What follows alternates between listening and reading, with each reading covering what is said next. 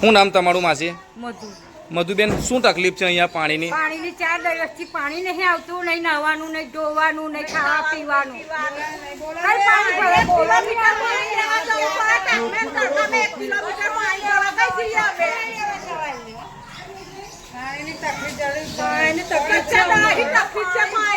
પાણીની તકલીફ છે બધી વાત.